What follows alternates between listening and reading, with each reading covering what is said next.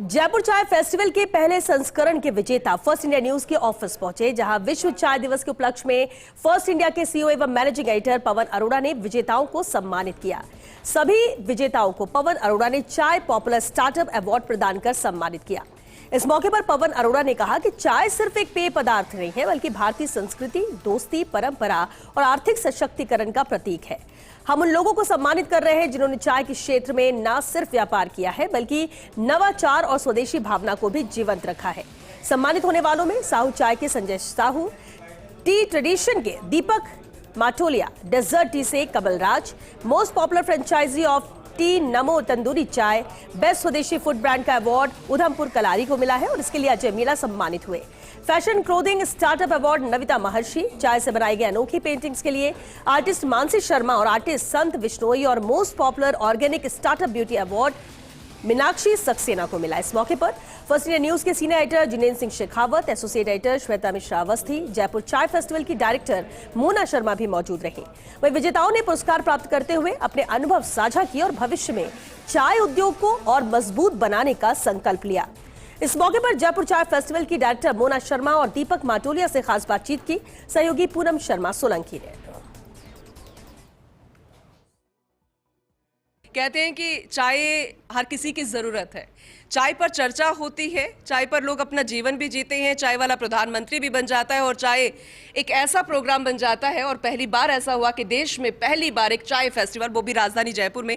तो ये proud moment ना सिर्फ जयपुर वासियों के लिए था, देशवासियों के लिए था, चाय के शौकीनों के लिए था, मेरे और आपके लिए भी था। लेकिन ये चाय पर चर्चा तो हमने सुनी है टपरियों पर भी, लेकिन चाय फेस्टिवल क्या चाय पीते पीते इसका इजाद हुआ या फिर कैसे आपने सोचा? देखिए, मैं स्टार्टअप्स के लिए हम लोग काफ़ी समय से काम कर रहे हैं और हमारा एक एनजीओ है वसुधा। तो उसमें जब हमने स्टार्टअप्स के लिए थोड़ा स्टडी करना शुरू किया तो पता चला कि देश में अभी तक सिर्फ चाय के ऐसे स्टार्टअप हैं जो सबसे ज़्यादा 10 सालों में खुले हैं। मोदी जी के प्रधानमंत्री बनने के बाद वो एक इज्जतदार पेशा माना जाने लग गया कि अगर हमारे बच्चे आज चाय का एक स्टार्टअप या चाय का एक कैफ़े खोलते हैं तो ये हमारे लिए प्राउड मोमेंट होता है। और 99.9% चाय के स्टार्टअप्स कभी फेल नहीं होते हैं, क्योंकि चाय हर की ज़रूरत है। आप किसी भी 5 रुपये में भी चाय बेच सकते हैं, 50 रुपये में चाय बेच सकते हैं। और ताज की बात करें तो वहाँ 800 रुपये प्लस जीएसटी में भी चाय बिकती है। तो चाय हर कहीं पी जाती है। लेकिन चाय की विडंबना ये है कि हमने चाय को इतना ज़्यादा टेकन फॉर ग्रांटेड ले लिया कि हमने चाय पे सेलिब्रेशन जारी रखे पर चाय को सेलिब्रेट नहीं किया।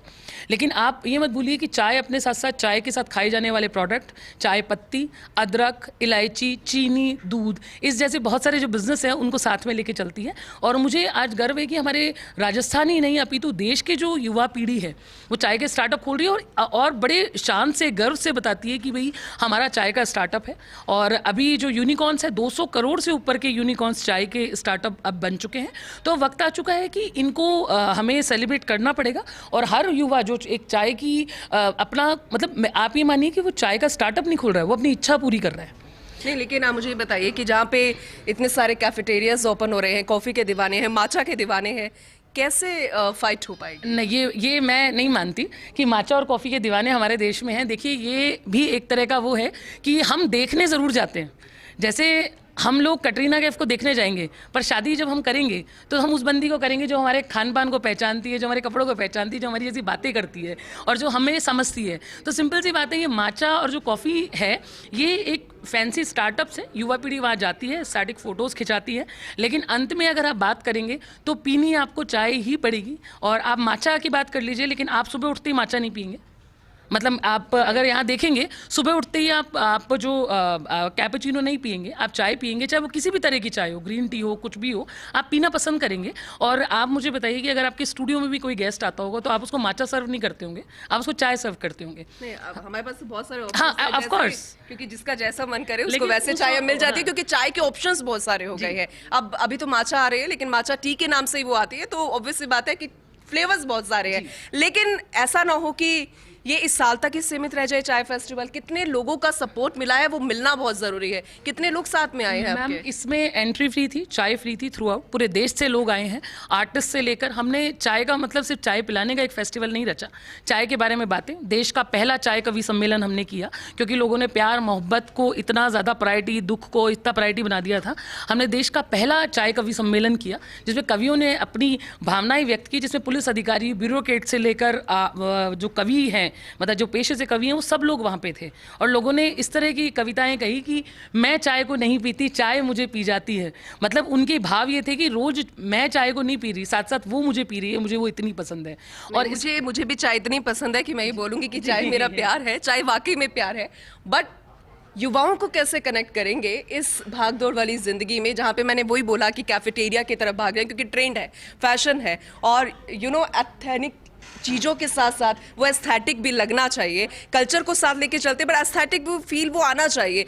तो ना सिर्फ कवि आर्टिस्टिक फील ही रह जाए, क्योंकि हम उन ब्यूरोक्रेट्स की बात कर रहे हैं। चाहे सिर्फ जर्नलिस्ट नहीं पीते, कवि भी पीते हैं, आर्टिस्टिक, पर ये सिर्फ वही पीते हैं। युवा कब पिएंगे, उनको कैसे कनेक्ट करेंगे? Don't you think? ये सब जो मैं इसमें इनकी तरफ से भी एक बात कहना चाहूँगी, हमारे कैफ़े वालों की तरफ से, आप उनसे बात करेंगे। इन सबके जो कैफ़े कैटेगरीज हैं वो युवाओं को ही अट्रैक्ट करते हैं। सोशल मीडिया में पॉपुलर कैटेगरीज है, और आप भी देखिए कि जो सोशल मीडिया पे पॉपुलर वो युवाओं में पॉपुलर है। तो यहाँ जो कैटेगरीज चाय की हैं उनके अगर आप कैफ़ेज देखेंगे तो यंग जनरेशन ने वैसे ही कैफ़े बनाए हैं जिसमें वो खुद जाके पीते। आप जैसे हम राजकमल जी की बात कर रहे हैं, कंवर राज जी की बात कर रहे हैं, उनका कैफ़े सोशल मीडिया पे पॉपुलर है, उस कैटेगरी में उनको अवार्ड मिला है। कुल मिलाकर मेरा क्वेश्चन यही था कि आपको सपोर्ट मिला? आपको बहुत ज्यादा। तो कितने नंबर देंगे आउट ऑफ 10? 10 out of 10। मैं तो 10 में से 50 भी अगर मेरे हाथ में होता मैं देना चाहती। तो और अगले साल इससे बेहतर होगा? जी, इससे बहुत बेहतर होगा, और अगले साल हम दिसंबर में इस फेस्टिवल को दोबारा करने जा रहे हैं। चलिए, बहुत अच्छी, बहुत बहुत मुबारकबाद, बधाई। और अगर किसी के बारे में आप बात करना चाहें, जितने भी अवार्ड्स हैं।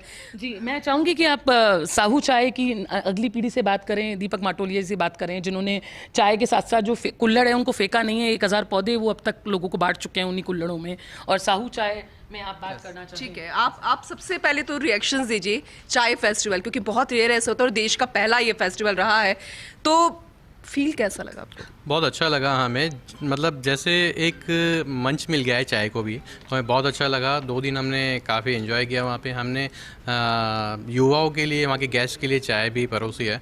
और चाय मैं कहना चाहूँगा, जैसे अभी जो चाय का स्टार्टअप है, मैं 3rd जनरेशन हूँ चाय में। चाय मेरे दादाजी ने स्टार्ट किया, जो आप जानते हैं गुलाबी नगरी जयपुर में। वहाँ से लेके हम आज नेशनल इंटरनेशनल सभी जगह हम चाय आज पार्टिसिपेट कर रहे हैं, सभी बड़ी इवेंट्स में। आपने देखा होगा लास्ट टू लास्ट ईयर जब मोदी जी आए तो हमें ये सौभाग्य मिला था मोदी जी को चाय पिलाने का। तो चाय एक ऐसा स्टार्टअप है, जैसे आज पिज़्ज़ा कोई डेली नहीं खाएगा, आज बर्गर कोई डेली नहीं खाएगा, लेकिन चाय पीने वाला 2 टाइम जरूर चाय पिएगा। तो चाय का जो स्टार्टअप है कभी मतलब फ्लॉप हो नहीं सकता, अगर उसको डेडिकेशन के साथ और प्रोसेस के साथ चलाया तो बहुत अच्छा है चाय का स्टार्टअप। नहीं, बिल्कुल आपने सही कहा, क्योंकि चाय के दीवाने ऐसे होते हैं कि अगर उनको चाय नहीं मिलती तो उनकी सुबह की शुरुआत बेहतर नहीं होती। उनको नींद नहीं आ रही तो वो चाय पीते हैं, तो कहते हैं कि चलो अब नींद आ जाएगी। खैर, हम उम्मीद करते हैं कि जिस सोच के साथ आपने इस फेस्टिवल की शुरुआत की है उसका उद्देश्य साकार होता हुआ नजर आए, और हर साल हमेशा बेहतर की ओर आगे बढ़ता हुआ ये फेस्टिवल हमें नजर आया। आप सभी को एक बार फिर से बहुत बहुत शुभकामनाएं। कैमरामैन यश के साथ मैं Poonam Sharma Solanki, first India news, Jaipur.